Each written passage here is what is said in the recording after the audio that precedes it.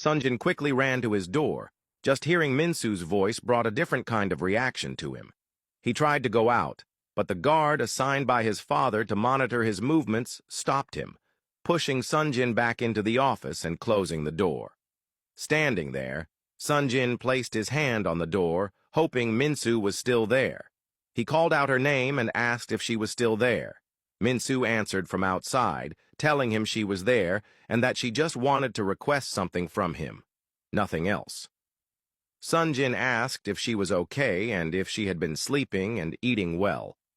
Minsu ignored his questions and instead pleaded with him to do something about the statement that had been released by his company about her.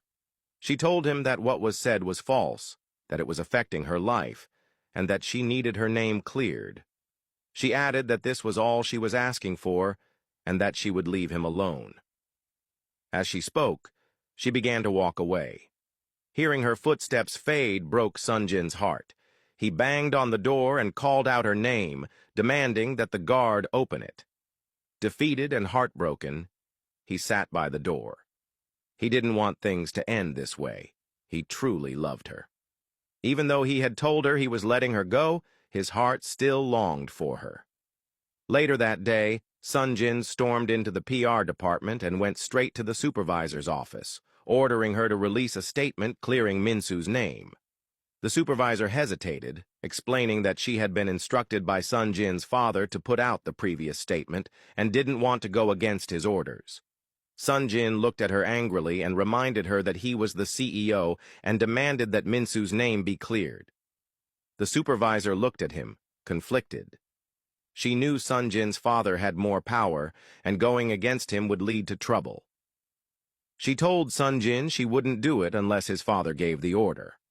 Furious, Sonjin stormed out and went straight to his father's office.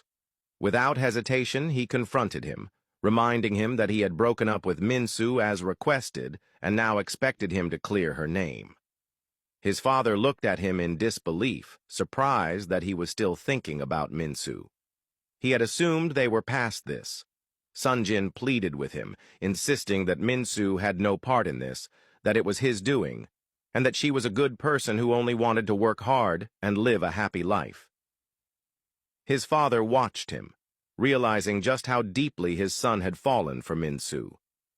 He stood up from his desk, walked over to Sonjin, and told him that he had no problem clearing Minsu's name, but only on one condition. Sonjin had to go on a blind date that he had arranged, and he had to make a good impression on the woman he was meeting. Sonjin, with no other choice, agreed. His father assured him that Minsu's name would be cleared after the blind date. Sonjin walked out angrily.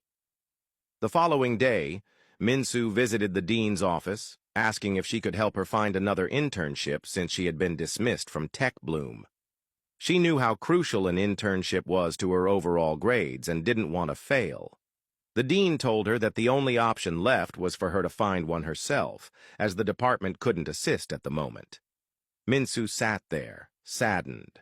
The dean reminded her that she was a smart, hard-working young lady and encouraged her not to let this setback stop her from chasing her dreams.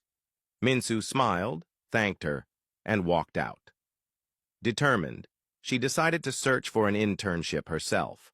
She knew the best approach was to speak directly to potential employers and explain that the accusations against her were false. She visited several organizations, but none gave her a promising response. Still, she refused to give up. That afternoon, Sonjin arrived at the blind date his father had arranged. The meeting was set at a luxurious hotel. He walked in and approached the young lady seated at the table. They exchanged greetings, and she introduced herself as a member of the Jin family, which owned one of Korea's largest gold mines. Unimpressed, Sonjin told her to order whatever she wanted, adding that he wasn't hungry. The lady did most of the talking while Sonjin sat there, lost in thoughts of Minsu. He wished she was the one sitting across from him. The idea of being on a date with another woman didn't sit well with him, but he knew he had to do this for the woman he truly loved. As they sat there, Minsu walked into the hotel. Sonjin's heart sank the moment he saw her.